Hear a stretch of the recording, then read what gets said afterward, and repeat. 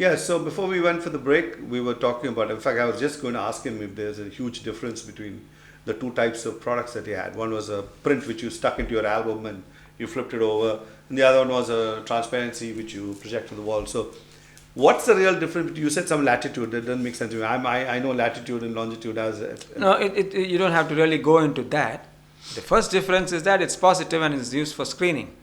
So it's not the reverse colors and all that. It's a real nature. It's a real color. It's a real color. So you can just look at it and say it's beautiful. And you put it in a projector and you project it. Okay. Let's forget the latitude part of it. That's a little bit too expansive to talk now. Okay. But the print part, the negative part of it is of course the opposite, and then you have the image formed. So you make out of it. from you the negative, you make a positive, which is the print. And that was what people were using all the time. Okay. That was the major market. Okay. One of the things I hear today is that thanks to it becoming digital cinema today, people have lost respect for the photographs that they shoot. Do you think that's true? Yes, it is. There was a time when hard copies were cherished. Yes. The whole idea of shooting something and waiting for it to come back from the lab. One delicious anticipation. Yes. Have I completely screwed it, or is it going to be great? Exactly. And then you see the pictures, and it was that joy. the joy of standing at the counter after 2 days, and uska slip rasi ko de diya, and then you're waiting for the picture and the cover. He doesn't even open it, he gives it to you, and so you have to open it. Okay. All labs do that. Okay. So when the first step in it, the thing is that when they process the negatives and they give it to you, do you ever bother? An average man does bother with the negative. He says to just print the whole lot and give it to you. It's called either you say all prints or OGP, all good prints. Okay. So you leave it to the discretion of the. So all good prints mean that they're prepared to accept a hell of a lot not good. That's why they will put a lot of even out of focus images because that's money for them. They can bill you. Okay, so unless will they print that also? Yes, they print that also. All good prints, that also will come. That's also come. For them, when they look into the machine, if it is not empty and if it is not dark, black. Oh, so it's considered the button above. They say the photographer intended that. Yeah, whether it's out of focus, also, that's not your problem. Must be his creativity. Okay. So what did it cost actually? One roll of 36 exposure. $100. And that's the 100 ASA standard. 100 ASA standard. So you spend about 100 on that, and about 30 images you get, for example, and 5 rupees per image. So there's another 150 on that, and another 40 to 50 rupees on the process. Oh, so there's a processing cost, the film cost, and making prints. So you're $400 out. Out straight. Acha. So आजकल you have a digital camera, you can go shoot zillion shots. Yeah.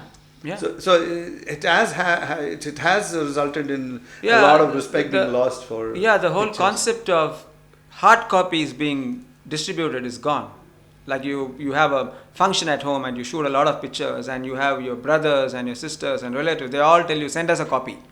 Okay. So इसमें 10 copy बनने का है, उसमें 8 copy बनने का है. Okay, so you have to make prints out of it. Yeah, you make prints out of it. But today you don't do that. Go to the mail and just attach and send it across. So he opens it and acha hai. That's it. End of story. The whole concept of the hard copy is gone. So the family sitting around with a that's gone. That's gone. That's the gone. album, the huge albums and all. They used to paste that stuff. Right? Yeah. It's a lot of nostalgia. There is. I feel that the physicality of it, of people sitting together, children sitting together and saying, "This is your grandfather." That's your Yeah, that was the tree we had in the back house. That's the dog that fell into the well.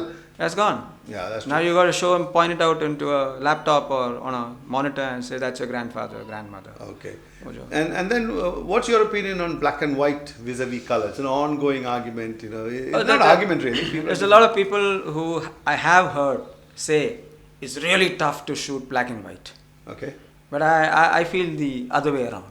It's really difficult to shoot color because in black and white you have black, white and grey. That's all.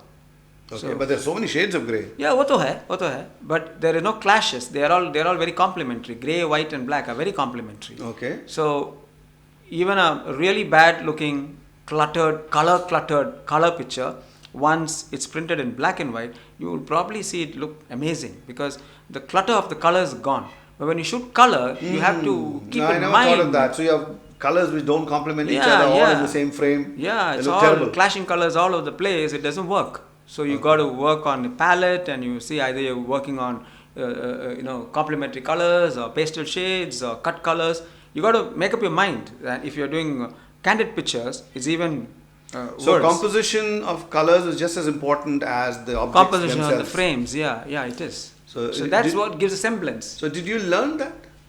Or you Yeah. acquired that skill? No, you have to. You start looking at paintings. I was observing paintings. Okay. So when you look at Renoir, you see the floral colors that he uses on his palette. Pastel shades and Yeah, it's very floral, light shades. It's very Parisian, springtime. Yeah. And as you keep looking a lot into that, you imbibe that. Okay. But then when you shift into Tintoretto and his strong colors, reds and oranges, and how he plays with that, a lot of blacks in that. Okay. And you keep looking at that, that gets into your head. And today you have palette books, palette sheets.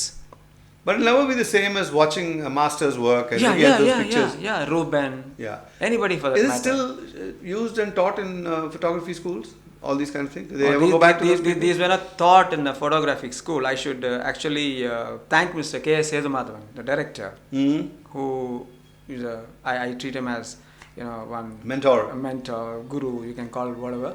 And he told me, do you paint? I said, no. Oh, okay. Do you look at paintings? I said, whose paintings? And that's when he gave me a rattle and said, that's where the whole thing starts in terms of understanding lighting, in understanding color, palette, expressions, drama. So you got to keep looking at it. I said, what do I do? Keep looking at paintings. He said, just try it. So after a few sessions, Folks, I don't know if all of you are accomplished photographers, but I think that's a very good hint for people who have never looked at it very deeply. That the way you make your picture, after all, it's a wedding, yes, it is, but the drama of a wedding, the excitement can be captured by an expert. So when you come back, we'll find out how do you get into cinema.